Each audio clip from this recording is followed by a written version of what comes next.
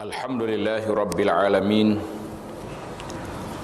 wassalatu wassalamu ala rasulihil amin, Nabiyyina Muhammad ibn Abdillah wa ala alihi wa sahbihi wa man sar ala nahjihi wa ihtada bihadihi wa istanna bisunnati ila yaumiddin, amma ba'd.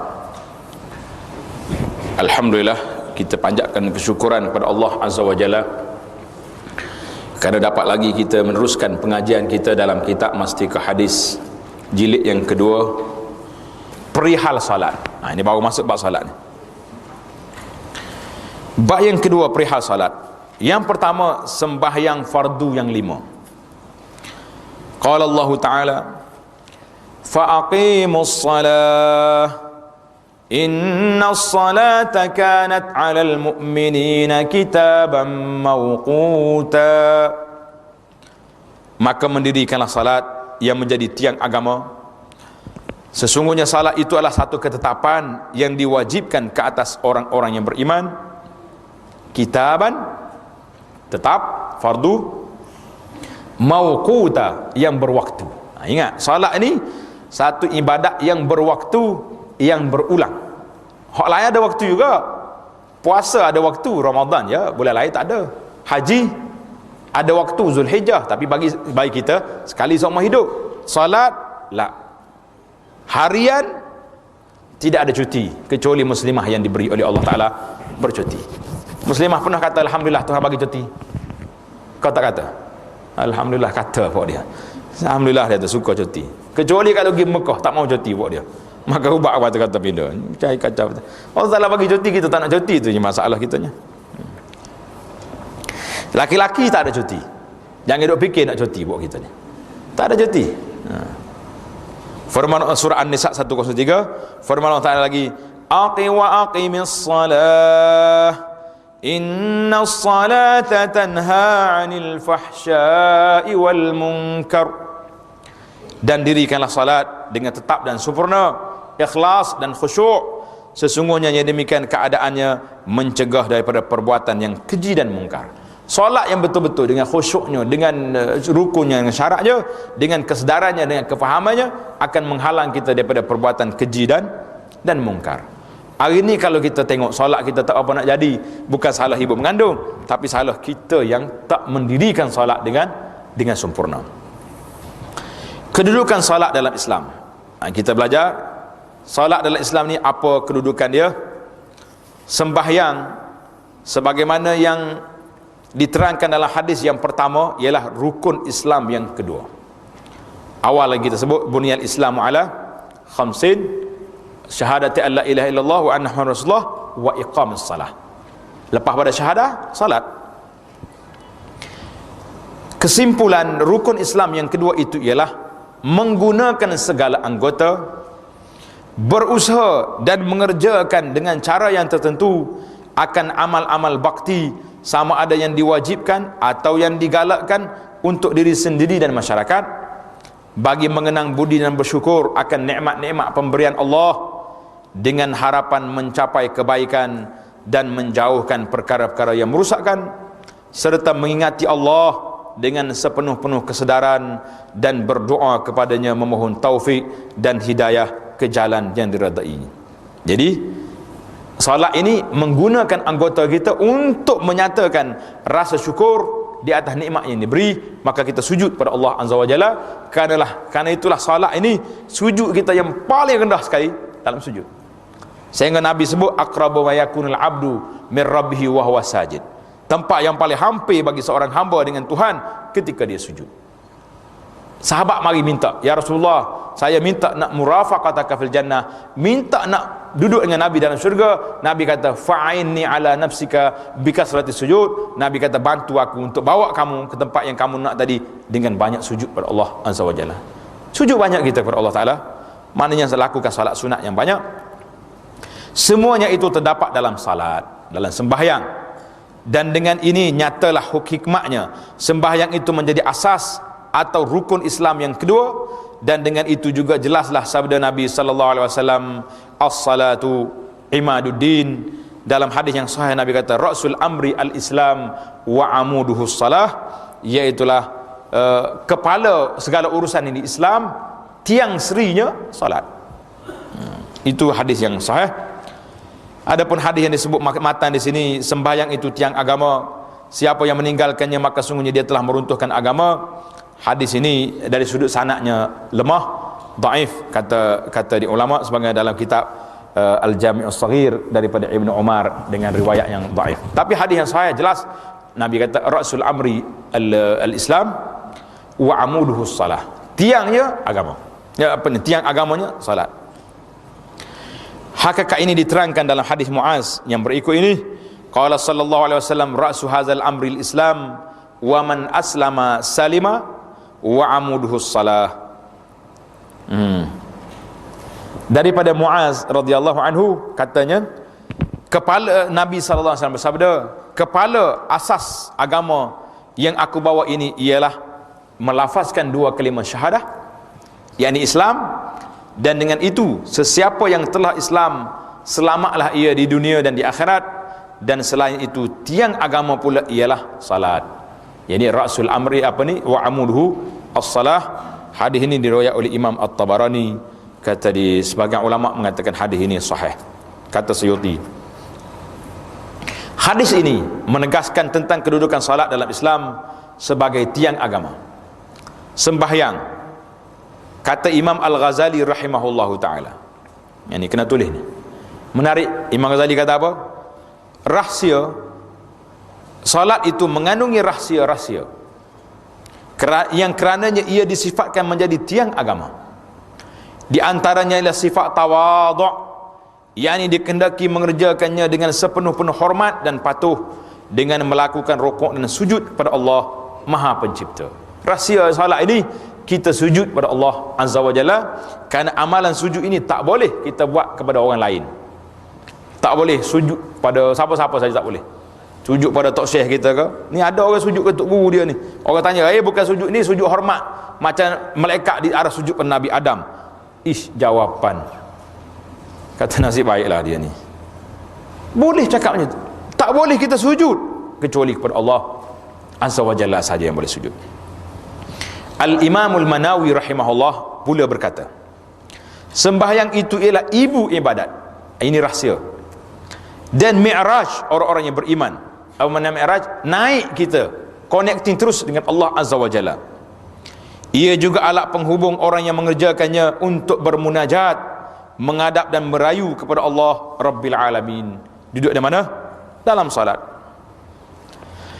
Diterangkan lagi dalam hadis yang berikut, an Anasin radhiyallahu anhu qala sallallahu alaihi wasallam, fa faradallahu azza wa jalla ala ummati 50 salatan faraja'tu faqala hunna khamsun wa hunna khamsun la yubaddalul qawlu ladayya, rawahul Bukhari.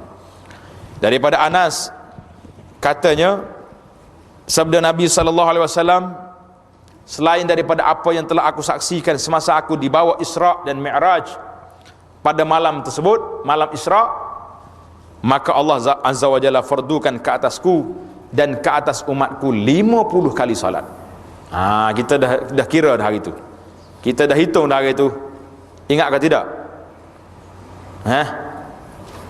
50 kali solat dibagi dengan 24 jam, berapa minit satu solat?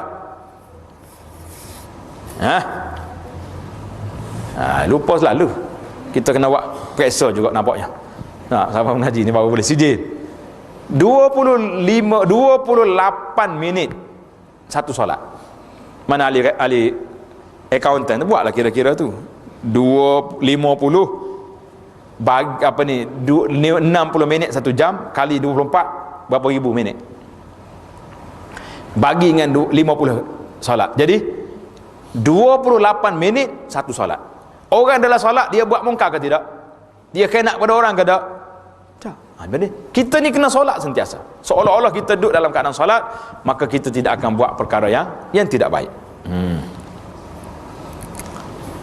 Lalu aku memohon kepada Allah supaya dikurangkan lagi bilangan sembahyang itu yang telah pun dikurangkan sehingga tinggal 5 kali salat saja. Alhamdulillah, kata. Maka Allah berfirman, sembahyang fardu sehari semalam itu tetap 5 dari segi bilangannya, dan ia juga tetap 50 dari segi pahalanya. Konsepnya 50, dan cara kita duduk dalam keadaan solat ini 50 kali satu hari. Keputusanku itu tidak dapat diubah atau ditukar ganti lagi. Tuhan kata tak boleh tukar. La yubaddalu ladaya, tak boleh lagi nak ditukar, kerana salat itu telah sempurna kedudukannya. Hadis riwayat Bukhari. Inilah sebahagian daripada sebuah hadis yang panjang mengenai peristiwa Isra dan Mi'raj dan sembahyang fardu yang 5 yang diriwayatkan oleh Imam Bukhari rahimahullah, dan juga diriwayatkan oleh imam-imam ahli hadis yang lain. Kandungannya menegaskan tentang wajibnya sembahyang fardu yang 5 dan pahalanya yang berganda-ganda yang akan didapati oleh orang-orang yang mengerjakannya. Alhamdulillah. Daripada hadis ini juga dapat dipaham tentang keistimewaan salat berbanding dengan amal ibadat yang lain. Apa istimewanya? Perintah dan hukum-hukum Allah mengenai amal ibadat yang lain-lain, Jibril alaihissalam turun menyampaikannya kepada Nabi kita sallallahu alaihi wasallam, kecuali salat. Maka baginda dibawa naik Isra dan Mi'raj dengan ruh dan jasadnya. Dan bagi mazhab Ahlussunnah ni, Nabi kita Mi'raj dengan ruh dan jasadnya naik sekali. Ada orang kata Nabi kita naik dengan ruh saja, jasad tak ada. Kalau naik dengan ruh saja, jasad tak pergi, takkanlah orang Mekah perli Nabi. Orang boleh mimpi apa saja, kan? Hari ni pun orang mengaku mimpi pelik-pelik macam-macam. Tak usah duduk main buat mimpi lah. Hadis depan kita banyak lagi. Kenapa nak cari mimpi-mimpi yang tak tahu betul ke tidak? Maka Nabi kita diisra dengan ruh dan jasadnya ke peringkat alam yang tinggi sekali, mengatasi 7 petala langit, untuk menerima perintah berhubung dengan salat daripada Allah Subhanahu wa taala secara langsung dengan tiada perantaraan. Berbahagialah orang-orang yang mengerjakan salat itu dengan tetap dan sempurna. Allahumma ja'alna muqimas salati wa min zurriyatina. Tulis amal belaka doa Nabi Ibrahim. Nabi Ibrahim ni nabi yang sangat prihatin kepada anak cucu dia. Sekarang ni kita ni, nenek, atuk, bapa, ibu ni, prihatin tak kita dengan anak cucu kita? Kena prihatin. Macam mana cara dia? Doa sentiasa. Rabbi ja'alni muqimas salah wa min zurriyati. Itu doa Nabi berhajat. Ya Allah, jadikan aku mendirikan solat dan anak cucu aku. Jangan kita baik seorang, kita nak masuk syurga sekali dengan cucu cicit kita. Tidak gitu. Jadi kalau kita tak doa, bimbang nanti. Fadailus salah wa atharuha. Kesan-kesan, kelebihan solat dan kesan dia. Kalau orang solat ni, apa kesan dia? Apa kelebihan dia? Hadis yang ke-44, an Jabir radhiyallahu anhu, qala sallallahu alaihi wasallam, miftahul jannati as-salah. Daripada Jabir katanya, Nabi kita bersabda, anak kunci syurga ialah salat. Anak kunci syurga ialah salat. Jadi hadis ini ada ulama kata sahih, ada yang kata tak sahih. Sebab ada yang menyebut miftahul jannah tu bukan solat dulu, iaitulah syahadah. Anak kunci syurga duduk di syahadah. Kalau tak syahadah, macam mana dia nak solat? Ada khilaf lah di sini. Ke apa ni, hadis ini riwayat Imam Ahmad, Tirmizi dan lainnya. Kesimpulan hadis ini menerangkan bahawa kemuncak amal soleh selain daripada 2 kalimah syahadah yang menyebabkan seorang itu masuk syurga ialah sembahyang yang dikerjakan dengan sempurna. Lebih jelas lagi, Rasulullah sallallahu alaihi wasallam memberikan contoh bandingan dalam hadisnya yang berikut. An Abi Hurairah radhiyallahu anhu, anna Rasulullah sallallahu alaihi wasallam qala, ara'aitum law anna nahran bi babi ahadikum yaghtasilu kulla yawmin 5 marrat hal yabqa min daranihi syai' ila akhiril hadis, rawahul Bukhari wa Muslim. Maksudnya bahawa Nabi sallallahu alaihi wasallam bersabda kepada sahabat-sahabatnya, apa pandangan kamu kalaulah ada sebatang sungai mengalir di hadapan pintu salah seorang daripada rumah kamu? Depan rumah kita ada pintu, ada sungai duk mengalir. Lalu ia mandi tiap-tiap hari 5 kali di sungai itu. 5 kali sehari kita mandi. Apa jadi? Adakah akan tinggal suatu pun daripada kotoran badannya? Kotor lagi? Mereka menjawab, tidak ada yang tinggal lagi dari kotoran badannya itu. Baginda menerangkan dalam hadis, Nabi kata apa? yamhullahu bihinnal khataya fazalika masalus salawatil khamsa yamhullahu bihinnal khataya. Maka demikianlah halnya bandingan sembahyang fardu yang 5 itu, Allah menghapuskan segala sebabnya dosa-dosa orang yang mengerjakannya. Hadis ini dalam Bukhari dan Muslim. Jadi kalau kita salat, Allah Ta'ala hapuskan dosa kita dengan salat yang tersebut. Demikian faedah dan kesan-kesan salat itu. Tetapi semestinya diingat, sembahyang yang dimaksudkan di sinilah yang dikerjakan dengan penuh tawaduk dan khusyuk, yang lengkap rukun-rukun dan sunatnya serta syarat-syarat yang mengesahkannya. Kena letak situ. Jadi kalau tidak, kita mandi juga, tapi macam budak-budak mandi. Kata orang mandi kerbau. Tahu mandi kerbau macam mana? Dia terjun, lepas tu naik balik, tak gosok, tak ada apa, tak ada. Jadi kita pergi solat juga, tapi solat kerbau. Nah, masuk solat tak ada kesan apa-apa.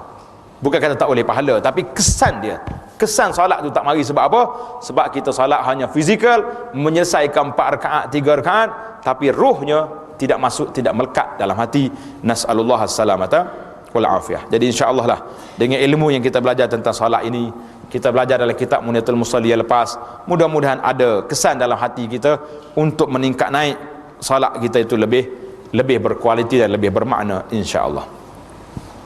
An Utsman radhiyallahu anhu qala sallallahu alaihi wasallam, ma min imri'in muslimin tahduruhu salatun maktubah fayuhsinu wudu'aha wa khusyu'aha wa ruku'aha illa kanat kafaratan lima qablaha minaz dzunub ma lam yu'ti kabiratan wa dzalika ad-dahra kullahu. Hadis ini riwayat Muslim. Maksudnya, mana-mana seorang muslim, laki-laki atau perempuan, yang sedang berada dalam saat masuknya waktu suatu sembahyang fardu, masuk waktu salat, lalu dia mengerjakan dengan cara yang sebaik-baiknya, lengkap sempurna, meliputi wudu, khusyuk dan rukuk serta sujud sembahyang itu, nascaya sembahyang yang demikian keadaannya menjadi penghapus bagi dosa-dosa yang telah dilakukan sebelum itu, asalkan ia tidak melakukan dosa besar. Syaratnya, kalau laku dosa besar, perlu kepada taubat khas. Tak cukup dengan kita hanya salat fardu. Menghapuskan dosa demikian tidak terhad kepada suatu masa yang tertentu, bahkan meliputi seluruh masa, semua waktu kita kata. Hadis ini dalam Muslim. Menurut zahir hadis ini bahawa sembahyang menghapuskan segala dosa kecil yang dilakukan antara satu waktu dengan waktu yang berikutnya, kecuali dosa-dosa besar. Menurut huraian ulama, cara memohon ampun dari dosa besar ialah dengan jalan bertaubat. Kita belajar akan dulu syarat nak taubat berapa perkara. 3 perkara syarat itu mesti dipatuhi. Yang pertama sekali, taubat meninggalkan perbuatan yang tak baik, berazam untuk tidak kembali lagi, dan menyesali di atas perbuatan yang lampau, dan seterusnya, iaitulah berazam menghantar balik kalaulah dosa kita itu terlibat dengan bara-bara orang ataupun minta maaf dengan tuan dia. Al-Imam Nawawi rahimahullah menjelaskan masalah ini, katanya antara lain ada beberapa hadis yang menyatakan bahawa sembahyang 5 waktu yang menghapuskan dosa yang dilakukan antara satu sembahyang dengan yang lain. Demikian juga halnya sembahyang Jumaat, puasa bulan Ramadan, puasa pada hari Arafah, puasa pada hari Ashura, dan lain-lain lagi. Syekh kita ni ringkas. Ada hadis yang Nabi sebut, al-jum'atu ila al-jum'ati wa Ramadan ila Ramadan kafaratun lima bainahuma. Yani as-salatu. Jadi semua ni menjadi penghapus dosa di antara celah-celah keduanya. Maksudnya ialah bahawa tiap-tiap satu daripada amal ibadat yang tersebut dapat menghapuskan dosa. Kalau tidak ada puasa-puasa kecil untuk dihapuskan, bukan puasa tu, dosa. Tengok dalam kitab kita tu, dalam kitab yang tulisan Rumi, dia tulis dosa ke puasa juga. Yang tulisan Rumi tu puasa. Macam mana penulis ni? Mana ada puasa kecil? Ada puasa kecil, tulis dosa. La ilaha illallah. Ini panel dia tak teliti lah. Kalau tidak ada dosa-dosa kecil untuk dihapuskan, dan tidak dosa besar untuk diringankan, maka akan dituliskan baginya dengan amalnya yang banyak itu beberapa kebajikan. Ini ada orang tanya, dia kata, Ustaz, ambil wuduk apa dah dosa? Lepas tu solat apa pula dosa? Mana ada dosa lagi?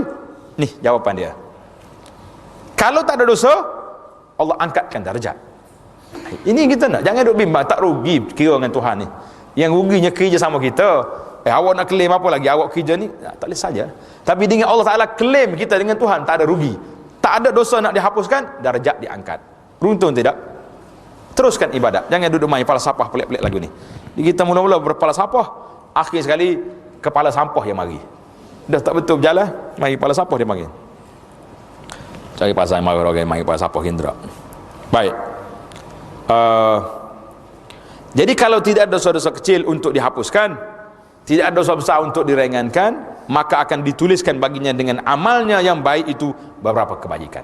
Tak rugi. Dan akan ditinggikan darjatnya beberapa darjat. Kalau pula ada dosa besar atau dosa kecil, dan tidak ada dosa kecil, dosa besar ya ada, kecil tak ada. Hebat dia ni. Maka kami berharap semoga amalnya yang baik itu dapat meringankan sebahagian daripada dosa besar itu. Wallahu alam. Itu kata siapa? Kata Imam An-Nawawi rahimahullah. Kata Abu Anas afallahu anhu wa an walidayh, bahawa perkiraan kita, perniagaan kita dengan Allah tak akan rugi. Tak ada dosa, diberi darjat. Allahu Akbar. Janganlah tuan-tuan rasa bimbang, cemas hati, cemas dan sebagainya. Tanggungjawab terhadap keluarga mengenai solat. Ini penting ni. Kita nak jaga solat untuk kita saja? La. Mesti jaga sekali dengan keluarga kita. Di dalam Al-Quranul Karim banyak ayat-ayat suci yang menegaskan tentang tanggungjawab seorang terhadap keluarganya mengenai salat. Maka amatlah besar faedahnya di dunia dan di akhirat jika seorang itu maka amat besarlah padahnya di dunia dan di akhirat jika seorang itu mencuaikan salat atau mencuaikan tanggungjawabnya yang tersebut terhadap anak isteri mengenai salat, kerana dilalaikan oleh soal-soal hidup. Ingat ni ibu bapa semua yang hadir yang tak hadir di sini, siapa yang cuai jaga anak daripada salat, maka orang ni besar dia punya padahnya di sisi Allah Azza wa Jalla. Di antaranya firman Allah Ta'ala, wa'mur ahlaka bis salati wastabir 'alaiha la nas'aluka rizqan nahnu narzuquk wal 'aqibatu littaqwa. Dan perintahkanlah keluargamu serta pengikut-pengikutmu mengerjakan salat. Suruh. Dan hendaklah kau tekun bersabar menunaikannya. Wastabir 'alaiha. Tengok. Tuhan suruh kita sabar. Nak jaga ahli salat ni kena sabar ke tidak? Sabar. Terutama sekali subuh. Nak suruh anak bangun sembahyang subuh, Allahu Akbar, macam peras habis kadang-kadang. Kejut hak bilik ni, mari bilik ni pula tidur pula hari. Duk tawah hak tu, pas kemak dia tak pergi sembahyang subuh masjid. Duduk jaga anak. Tak apa. Wastabir, sabar nak suruh anak solat. Allahu Akbar.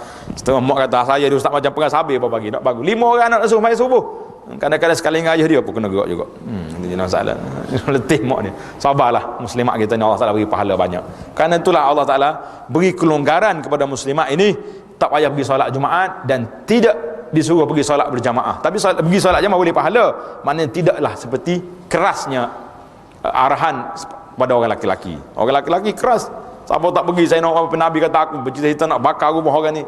Dalam bab solat Jumaah nanti kita bincang insya-Allah. Jadi ini panjang dia punya perbahasan. Tekun dan sabar menunaikannya. Kami tidak meminta rezeki kepada kamu, bahkan kamilah yang memberi rezeki kepada kamu. Dan ingatlah kesudahan yang baik adalah bagi orang-orang yang bertakwa. Ingat. Sebab apa? Bila sebut bab salat, Tuhan sebut la nas'aluka rizqan, aku tak minta rezeki dengan kamu.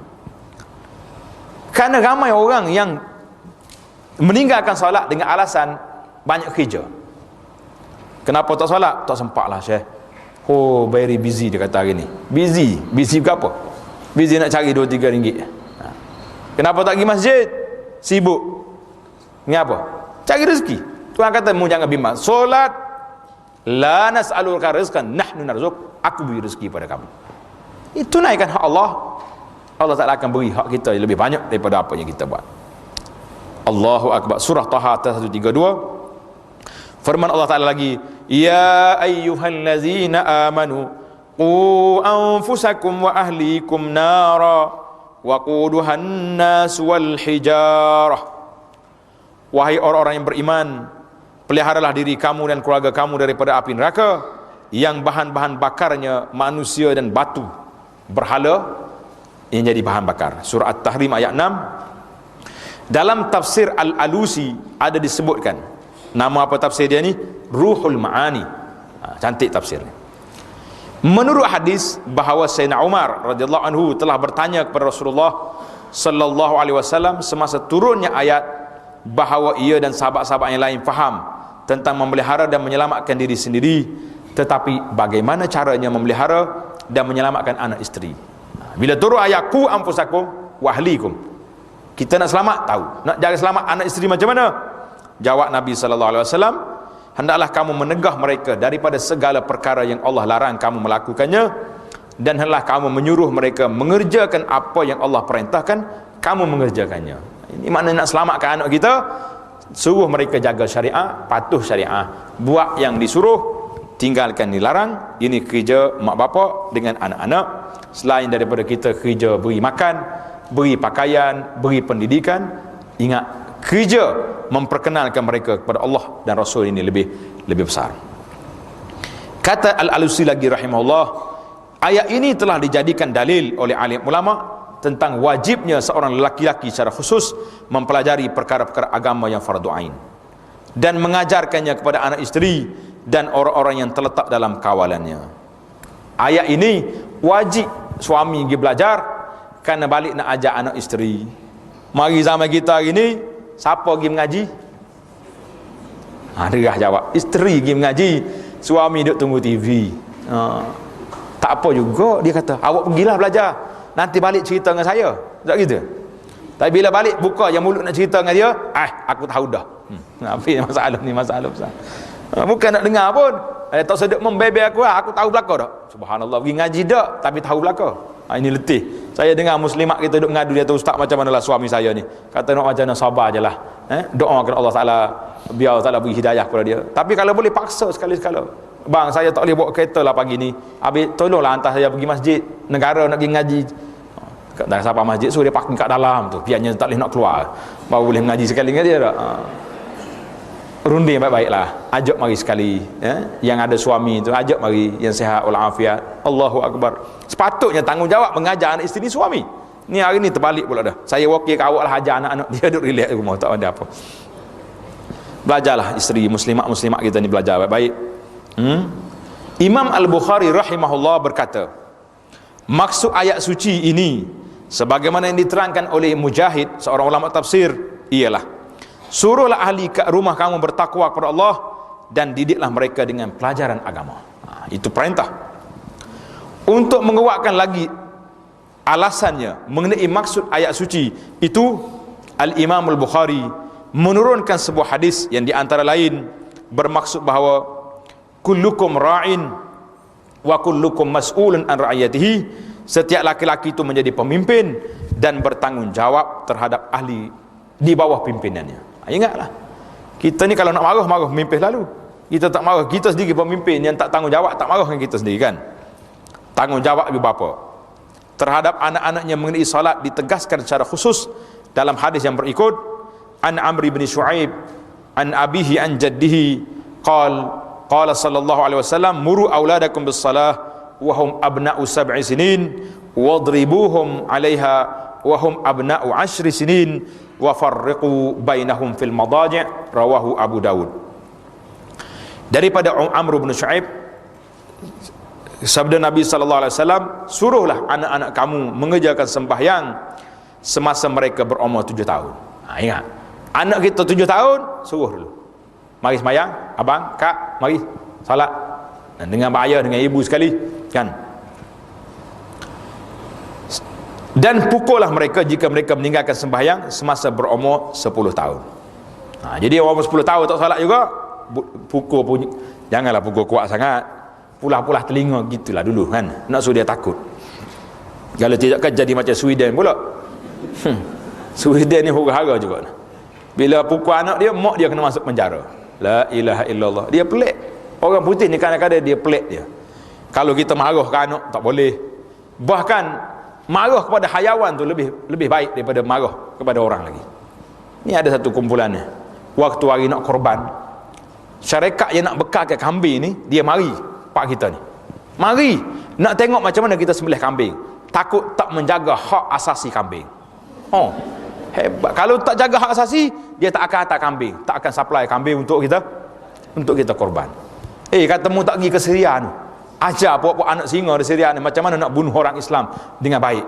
Ni tidak, ni habis benda dia bunuh. Laki-laki, perempuan, tua, muda, gomo belaka. Kambing dijaga, manusia tidak dijaga. Ini cerita orang putih.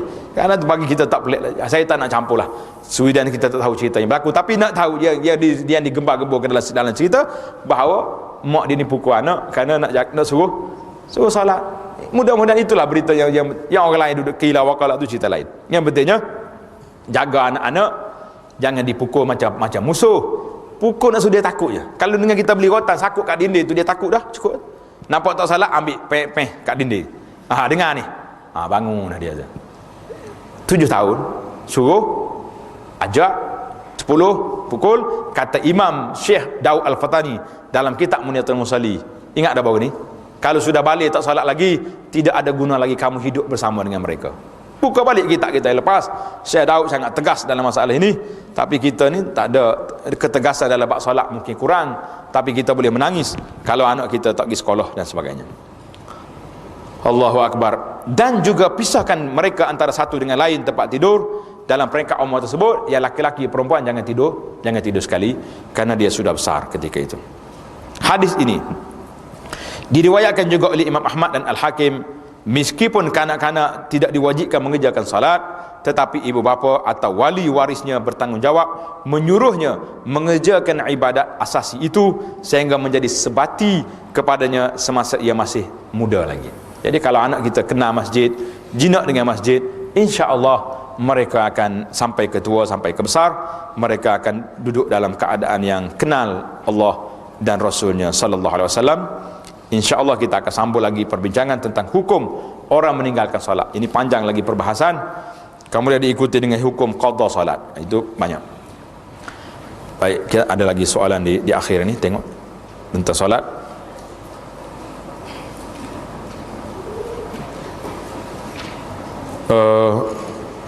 Apa pandangan Ustaz? Bila suatu tempat tiada air, adakah Allah murka atau bala? Jangan. Kita kata Allah Ta'ala beri ujian kepada kita, nak tengok mu ni waktu tak ada air solat ke tidak, waktu ada air pun solat ke tidak. Jadi kalau dua-dua tak solat juga sama je lah. Baik tak ada air senang. Ada lagi soalan tentang ini? Kau tak ada dah? Ada soalan tentang solat? Habis. Alhamdulillah. Allazi bi ni'mati tatimmu shalihat. Sila. Berkaitan dengan firman Allah Subhanahu wa taala wasbir 'alaiha. Ya. Dalam ayat tersebut apa beza dengan perkataan wasbir dengan wasbir? Terima kasih kepada Ustaz. Dia sebut kalau kata wasbir itu lebih ringan, sabarlah. Tapi kata wastabir ada tambah lagi huruf wastabir, itu dia panggil ziyadatul mabnah. Ada tambahan, bukan cakap sabar sungguh-sungguh. Itu nak penekanan di situ, mesti sabar dengan kuat, kerana nak jaga solat ni bukan mudah. Pasal apa tak mudah? Kerana dia berulang setiap hari. Kalau anak yang payah bangun tu, hari ni payah, esok payah juga. Jadi ada ulang lagi itulah. Selagi tak besar, selagi itulah kita menghadapi suasana, maka wastabir. Jadi bersabar sungguh-sungguh. Allahu Akbar. Baiklah, kita tangguh dulu sehingga kepada majlis kita yang akan datang dalam bab hukum meninggalkan salat wal iyazubillah. Subhanakallahumma bihamdika asyhadu an la ilaha illa anta astaghfiruka wa atubu ilaih. Wa sallallahu ala nabiyyina Muhammad wa ala alihi wa sahbihi ajma'in walhamdulillahi rabbil alamin.